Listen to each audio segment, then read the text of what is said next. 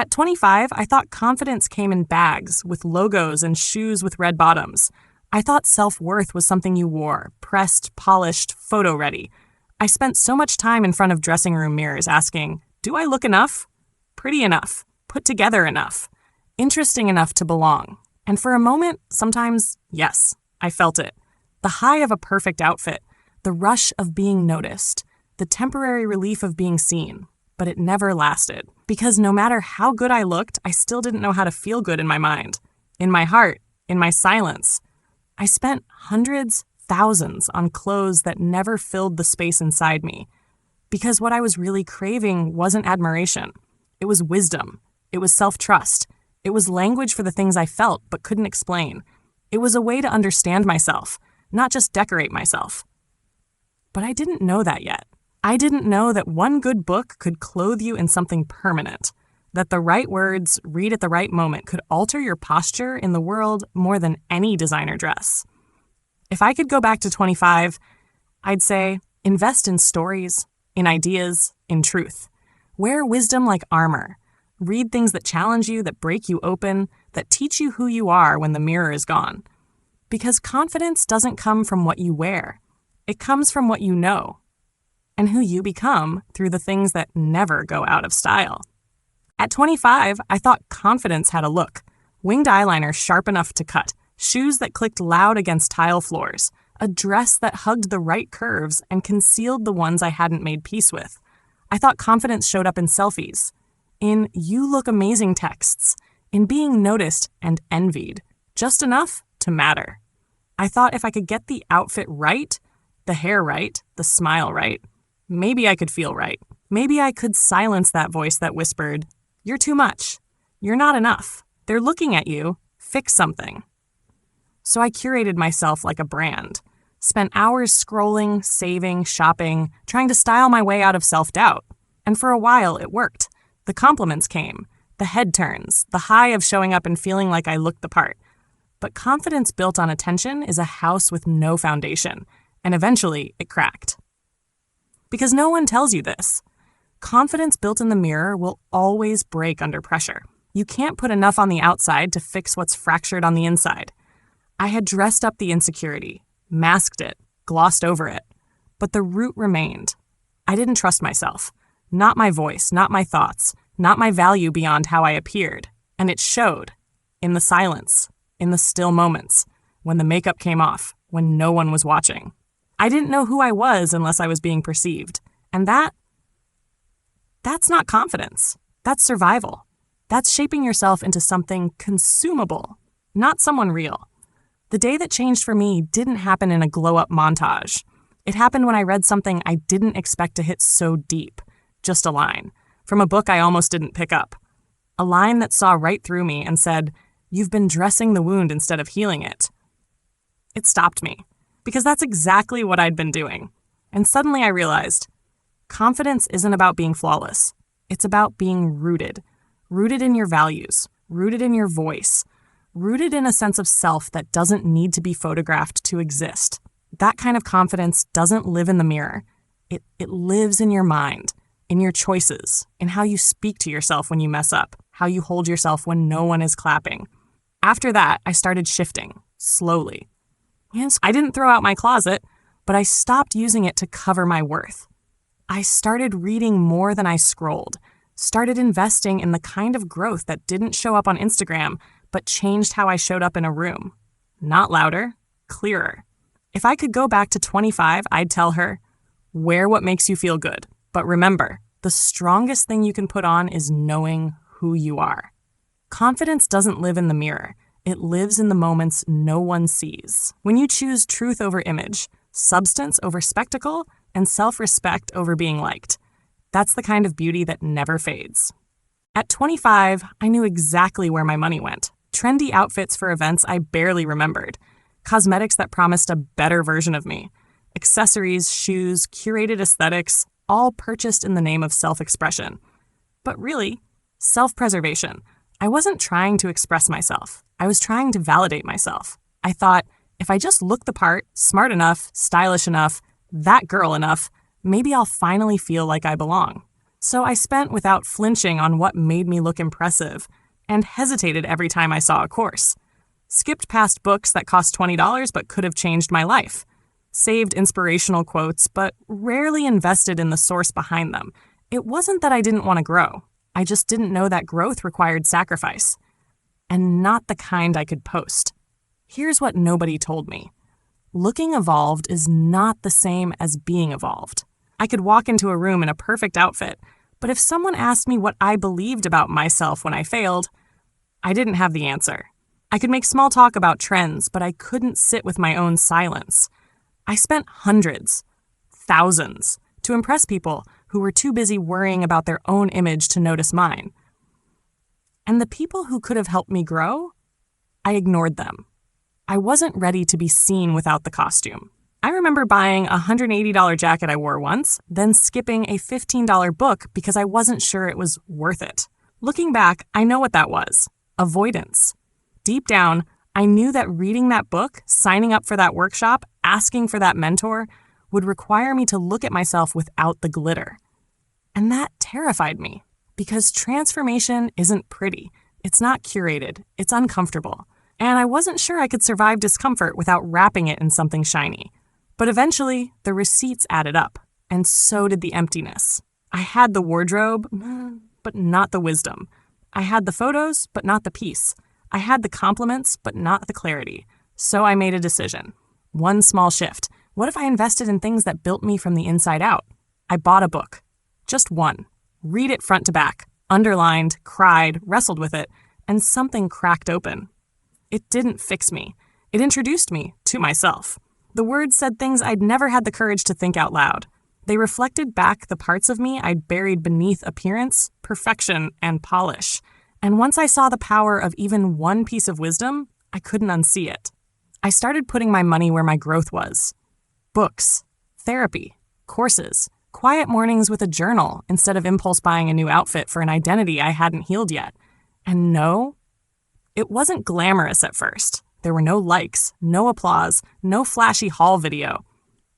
But what I gained was substance. I started showing up in rooms not hoping to be chosen, but already knowing my value. I stopped buying things to impress people I didn't even trust because I no longer needed to be impressive. I just needed to be real. If I could go back to 25, I'd gently take her by the wrist and say, "The way you spend tells the story of who you believe you are. Spend like you're worth knowing. Spend like your mind matters. Spend like your future deserves more than fast fashion and fleeting attention. Because what makes you magnetic isn't what you wear. It's the way you think, the way you listen, the way you carry wisdom like it's your favorite accessory. Invisible, but undeniable. And that's worth investing in." No one ever told me this growing up. You have to live in your mind longer than you'll ever live in your apartment, your relationships, your job, or your body. And yet, no one teaches us how to build a mind we can live in peacefully. At 25, I had a well-decorated life on the outside, but inside, my mind was cluttered, loud, chaotic. It didn't matter what I wore, or how good my highlight reel looked, because when I lay in bed at night, the noise inside never stopped. The self-doubt, the overthinking, the rehearsed conversations, the shame on repeat. And I didn't know how to clean it out, because no one told me I could. We're taught how to decorate ourselves, how to do our makeup, dress our bodies, curate our profiles. But we're not taught how to sit with our thoughts without running, how to recognize when we're being cruel to ourselves, how to stop spiraling when something goes wrong, how to question the voice in our head that says, "You're never enough." We are not taught to treat the mind as a home that requires care, only as a tool that gets us grades, achievements, likes. So we grow up smart, but restless, talented, but tortured, beautiful, but burning out inside. That was me. I knew how to look composed, but not how to create inner calm. I knew how to impress, but not how to rest. And the longer I lived that way, the more I realized you can't build a peaceful life on the foundation of a chaotic mind. Eventually, the cracks show in how you talk to yourself when you mess up, in the way you over-apologize or under-communicate, in the way you sabotage love because you don't believe you deserve ease. And I was doing all of that. Until one day, after a particularly brutal spiral of anxiety, I closed my laptop, sat on my floor, and whispered to myself, I don't want to live like this anymore. Not performatively, not stylishly, just honestly, I wanted peace. Not the kind you fake on vacation, the kind you carry inside your chest like a secret garden. And that was the day I started building a new home, inside my mind. I started treating it like a space that mattered. I read books that helped me question my inner critic. I journaled, even when I didn't know what to say. I stopped filling every silence with stimulation. I started asking hard questions. Who taught you that you're only valuable when you're achieving? Why are you so afraid of being misunderstood? What would it feel like to believe you are already enough? And slowly, things shifted. My inner voice softened. My overthinking eased. I became more curious than critical. That's when I realized the most radical thing you can do at 25 is not decorate your life. It's renovate your mind. Because the truth is, your body will change. Your friends will come and go. Your job might not fulfill you forever. Your life will be unpredictable. But the voice you live with, the one narrating every experience, that's the one that shapes everything. And no one teaches you this because no one profits from your peace. But you thrive in it. If I could go back to 25, I'd sit beside her, no judgment, no shame, and say, you deserve a mind that doesn't feel like a battlefield. You deserve thoughts that nurture you. You deserve to be safe inside your own head. And the best part, you don't need permission to begin. You just need intention. Start with one book that speaks to your inner life. One moment of silence where you stay instead of scroll. One question that you answer with radical honesty. Because when you build a mind you can live with, really live with, you stop running. And for the first time, you feel like home. At 25, I didn't know how to explain what I was feeling. I could describe my outfit better than I could describe my emotions. I had words for fashion, for aesthetics, for trends. But when it came to the ache inside me, I came up blank. Not because I didn't feel deeply, I did, but because I didn't yet have the language for my inner world. It's hard to heal something you can't name. It's hard to ask for support when you don't even know how to say what's wrong. So I defaulted to silence, to performance, to nodding and saying I'm fine when I wasn't. Until one day I picked up a book I never expected to change me. I wasn't even looking for something deep. I just wanted something to kill the silence. But instead, I found my voice. Somehow, the author knew things I didn't know how to say. Things I hadn't admitted out loud, even to myself. She wrote about anxiety like she had borrowed my body, about people-pleasing like she'd been in my relationships, about burnout, comparison, shame, all with words that didn't just describe my pain, they translated it. And I remember sitting there reading that one line, eyes filling with tears, whispering, that's it. That's what I've been feeling. It was like emotional Google Translate. Suddenly I wasn't just overwhelmed. I was disconnected. I wasn't just tired. I was overextended and undernurtured. I wasn't just sad. I was grieving a version of me I never got to be. That book didn't fix me, but it did something more powerful. It gave me language. And when I could name what I was feeling, I could finally begin to move through it. That one book turned into many, each one peeling back another layer, each one holding up a mirror to parts of me I hadn't seen clearly, each one offering new vocabulary for the things I used to bury beneath small talk and style. Some books felt like therapy. Others felt like friendship. A few felt like confrontation, the loving kind, the necessary kind. They didn't all agree with each other, but they agreed on one thing. You're not the only one feeling this, and you are not broken because you couldn't explain it before. Books became more than just pages. They became my permission slips, my companions, my emotional flashlights in rooms I used to avoid. And I noticed something. The more I read, the more fluent I became in myself. I started naming my boundaries before they were crossed. I started describing my needs instead of hoping someone would guess. I started sharing more openly, not to perform my pain, but because I finally had the words to honor it. And others noticed too. You seem calmer. You speak so clearly now. You've changed. And I had.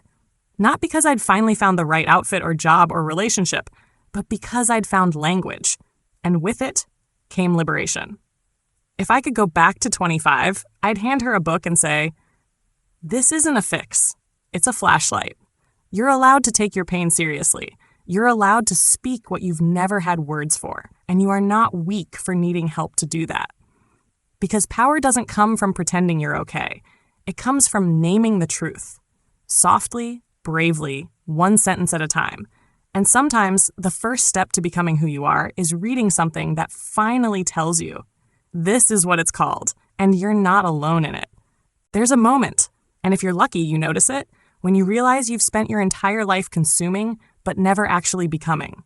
At 25, I was full of opinions that weren't mine, full of advice I never asked for, full of inspiration I collected but never used. Quotes saved, books unread, podcasts half finished, all sitting like clutter on my digital shelf. I consumed everything. Fashion, content, opinions, books, sometimes. But even then, I read them like I was scrolling. Quickly, passively, for the high of knowing, not the practice of becoming. And then one day I asked myself the question that changed everything. When was the last time something you learned actually changed how you lived? The silence that followed was loud, because I had read books on boundaries, but still said yes when I meant no. I had watched videos on healing, but still treated my emotions like enemies. I had saved hundreds of quotes about self-love, but still looked in the mirror with critique instead of care. I wasn't becoming wiser. I was just consuming faster. And it hit me. Knowledge doesn't mean transformation. Application does. You can know what's wrong and still repeat the pattern. You can say all the right words and still live a life that contradicts them. You can surround yourself with wisdom and never let it reach your bones. So I started reading differently, slower, with a highlighter, with a journal beside me, with the intention not just to remember, but to rebuild one at a time, one belief at a time, one quiet shift in how I spoke to myself, how I showed up, how I stayed when things got hard. I stopped hoarding knowledge like a badge and started practicing it like a path. And that shift, from consuming to becoming, is where real confidence lives. Because you can't fake embodiment. You feel it. You radiate it. People notice, not because you're loud, but because you're anchored. I stopped reading books just to finish them. I started letting them work on me. If one chapter hit me, I read it 3 times. If one sentence stuck, I wrote it down and asked, what would this look like if I actually lived it? And slowly, I started to become someone new. Not because I learned more, but because I did more with what I learned. I spoke up when I used to stay silent. I paused before spiraling. I noticed my triggers instead of acting from them. It wasn't perfect. Growth never is. But it was real, and it felt so different from the performance of knowledge I'd done before. I didn't care if people saw it, because I felt it. If I could go back to 25, I'd hand her a book and say, don't just underline the words. Let them underline you. Let them ask you harder questions. Let them lead you out of the life you've been performing into the one you were meant to live. Because in a world where everyone is consuming everything, becoming someone who actually lives what she learns is revolutionary. It's magnetic, it's lasting, and it's the kind of growth you don't need to post because it speaks for itself. At 25, I was full of answers, but they weren't really mine. They were rehearsed, culturally approved. Tidy little scripts I learned from podcasts, TED Talks, and Instagram captions. What do you want in life? Success. What makes you happy? Freedom. What are you working on? Myself. But if someone asked me to go deeper, to sit with those words and really mean them, I would have stalled or redirected or laughed it off because I didn't know. I'd never actually asked myself. I knew how to consume knowledge. I didn't know how to investigate my truth. And so, one morning, after yet another cycle of burnout, another night of shopping for something to feel better, another scroll session that left me empty, I sat down in silence. No playlist, no journal prompt, no productivity app, just a question I hadn't asked myself in a very long time. What's really going on in there? The answer didn't come right away. It never does when you've spent years running from it. But eventually a flood of other questions started to rise, not ones I'd heard before. Ones that were actually mine. And they didn't sound like affirmations. They sounded like interruptions. What am I pretending not to know? Where am I performing instead of living? Whose approval am I still trying to earn? What do I do to avoid sitting with myself? Who am I when no one's watching? Do I actually like who I become when I'm with them? Am I choosing this or defaulting to it? Those questions were uncomfortable. They weren't cute. They didn't belong on tote bags or Twitter feeds. But they were honest. And for the first time, I stopped being afraid of my own truth. Because asking better questions leads to better lives. When you stop asking, how do I get them to like me? And start asking, do I like me? Your whole life starts to realign. When you stop asking, what should I do next? And start asking, what feels true next? You stop chasing and start choosing. And that's the difference between living a life of reaction and living a life of intention. So I made it a practice. Every morning, one honest question. Sometimes I answered in my journal, sometimes just in my heart. Sometimes I didn't answer at all, I just held the question. Because living the question can be more powerful than rushing to solve it. And those questions, they became a kind of compass. Not always with clear directions, but with a steady pull toward who I really was underneath the noise. They guided me out of friendships that drained me. They helped me see when I was being led by fear instead of desire. They taught me how to pause, how to feel, how to say no without guilt, and yes without shame. They led me back to myself. And that's what reading taught me too, because the best books don't give you answers. They give you mirrors. They hand you better questions, the kind that sit with you, challenge you, ask you to wake up. If I could go back to 25, I wouldn't hand her a checklist. I'd sit down beside her, gently take her phone from her hand, and ask, what are you afraid will happen if you actually spend time with yourself? If you stop trying to fix everything, what might you finally feel? If you started telling the truth, even just to yourself, what would change? Because self-help starts there, not in answers, in honesty. And honesty begins with asking the questions that no one else can answer for you. When I was 25, Rich had a very specific look. It was glossy, it sparkled, it had designer labels, first-class boarding passes, and brunch on rooftops with panoramic city views. It lived on Instagram. It showed up in unboxings and minimalist closets filled with expensive neutrals. It was curated, clean, clutter-free, perfect, and I wanted that. I really did. Because back then, rich meant comfort. It meant validation. It meant I'd finally made it, whatever it was. So I chased it in little ways. A $200 bag I couldn't afford. A credit card swipe for the outfit I wore once. A night out I said yes to, not because I wanted to go, but because I wanted to be seen there. And for a while, it worked. The dopamine hit, the attention, the illusion. But it didn't last, because none of it changed how I felt when I was home alone, in sweatpants, with my browser full of saved wish lists, and a heart that still whispered, there's something missing. Eventually, I started to ask different questions. What if rich isn't something I can post? What if it's something I carry? That's when the shift happened. It started with a book, then another, then an early morning journaling session that felt more luxurious than any spa day. And little by little, my definition of rich began to change. Now, I want to be rich in clarity, to know what matters, to know what's mine to carry and what I can set down. I want to be rich in attention, to sit with someone I love and not need a phone between us, to taste my coffee, not just drink it. I want to be rich in time, to wake up without rushing, to spend mornings with books instead of emails, to protect my peace like it's the most expensive thing I own, because it is. I want to be rich in relationships, the kind that don't care what I'm wearing or what I've achieved, the kind where we tell the truth, where we laugh until we cry, where silence feels safe. I want to be rich in self-trust, to walk into a room and not need anyone's approval to feel worthy of being there. I want to be rich in words, to say things that matter, to listen deeply, to write, speak, and live like my voice counts, even when it shakes.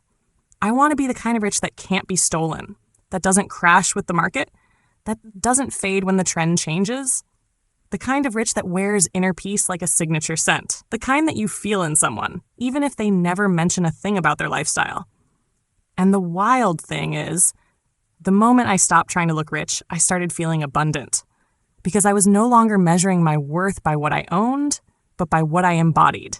Wisdom, discernment, presence, power that didn't need to be loud, confidence that didn't need to be seen.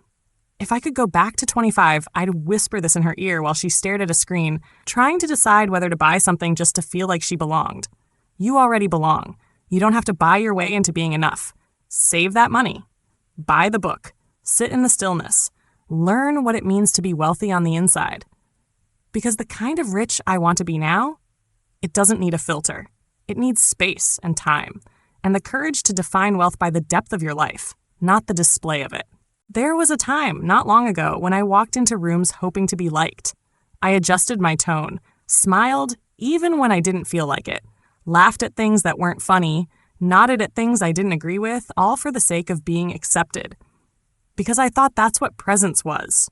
Being pleasing, being impressive, being whatever the room needed me to be. But that kind of presence is fragile. It requires constant performance. And deep down, you always know, they don't really know me. They just like the version I curated. So I started asking a different question. Not, do they like me? But what does my energy say when I say nothing at all? Because real presence, the kind that lingers, that draws people in without explanation, has nothing to do with volume or charm. It has everything to do with alignment. And the more I read, wrote, healed, asked harder questions, the more I began to rebuild my presence from the inside out. I wanted my presence to say, you are safe here. I am at peace with myself. I don't need to prove anything to belong. I know who I am, even if you don't. I can hold space for you without abandoning myself. And the thing is, presence isn't something you turn on when you walk in a room. It's something you carry, always. It's in how you breathe when no one's looking, how you speak to yourself when you mess up, how you listen, not to respond, but to understand. It's the pauses, the softness, the self-respect that doesn't ask for permission. The most powerful people I've ever met weren't the loudest. They weren't the flashiest. They were the ones who made you feel seen just by standing near them. And they didn't do that by performing. They did that by being grounded, being present, being so at home in themselves, they gave you permission to come home to yourself. That's what I want my presence to do now. I don't need it to say, look at me. I want it to say, you can exhale. And that shift didn't come from a TED Talk or a viral video. It came from silence, from books that cracked me open, from journaling until I heard the quietest parts of myself speak back. Because when you do that kind of work, the inner work, your outer world shifts without you even trying. People notice, not because you're performing, but because you're real. If I could go back to 25, I'd take her hand, walk her past the mirror, past the validation, past the need to be impressive, and sit her down with one question. What do you want people to feel when they're around you, even if you never say a word? Then I'd show her how to start living that answer, not through perfection, not through affection, performance, but through presence that begins with knowing who you are and being okay with being exactly that. At 25, I dressed like I was auditioning. Every day was a silent performance, not just for a job or a date or a night out, but for worthiness. I called it style. But if I'm being honest, it wasn't about creativity. It was about control. Because when you don't feel seen for who you are, you learn to be seen for how you look. And I was so good at it. I could craft an image. I could match a vibe. I could post the picture, walk into the room, turn heads. And for a moment, I felt in charge. But underneath all that, I was scared. Scared of being invisible. Scared of being ignored. Scared that without a curated outfit, there wouldn't be anything interesting left of me to notice. I dressed for attention because I thought attention was the same as love.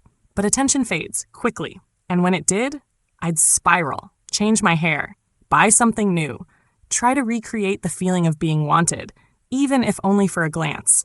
And then, somewhere between burnout and boredom, I read a line in a book that split me open. Style becomes costume when you use it to hide from yourself. I had to put the book down because I knew that's what I was doing. I wasn't expressing myself. I was disguising my emptiness. I was trying to earn something externally that I hadn't cultivated internally. So I paused. I didn't burn my wardrobe or stop caring about clothes, but I started asking, why am I choosing this today? Who am I dressing for? And if the answer was to be noticed or to prove I'm enough, I took a step back because I didn't want to use my body as a billboard for insecurity anymore. I wanted my presence to speak louder than my outfit. I wanted to feel seen, even when I wasn't being looked at. And that required something deeper than aesthetics. It required identity, healing, a new relationship with myself, one that said, you don't have to decorate yourself into being lovable. You already are. Now, I still care about what I wear, but I no longer dress for attention. I dress for alignment. I dress to feel grounded. I dress in what lets me breathe deeply. I dress in colors that reflect my softness, my strength, not my strategy. I dress in ways that whisper presence, not scream validation. Because the truth is, the people meant for you won't be drawn in by your clothes. They'll be drawn in by your energy, by your stillness. By the way, you take up space without apology, by the quiet strength of someone who no longer begs to be chosen. And you can't buy your way into that kind of power. You become it through unlearning, through books that tell the truth, through solitude that teaches you how to hear yourself again. If I could go back to 25, I'd stand beside her as she picked up another outfit she couldn't afford and ask, what are you trying to feel right now? And what if that feeling didn't need a price tag? Because dressing for attention will always leave you empty. But dressing in a way that reflects who you are, not who you hope they'll like, that's peace, that's power, that's freedom. If you're 25 right now, you might be caught in the quiet tension between who you are and who you think you're supposed to be. You're scrolling past 100 versions of success. You're comparing your behind the scenes to someone else's highlight reel. You're trying to make sense of the noise, the pressure, the endless shoulds.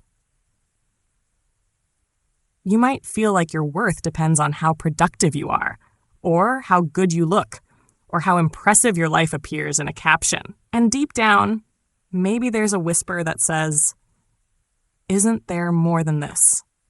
Let me tell you something I wish someone told me when I was your age.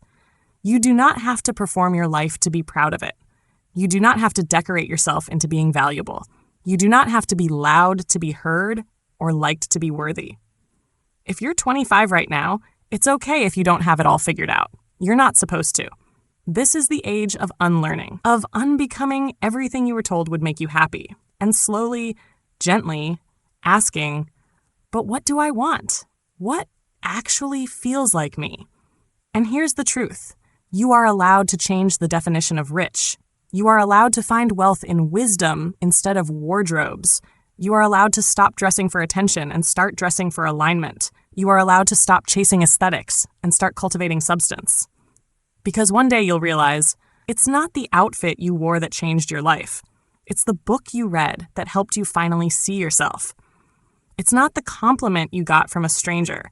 It's the quiet knowing you began to build within. It's not the applause you earned by becoming who they wanted. It's the freedom you tasted when you became who you really are.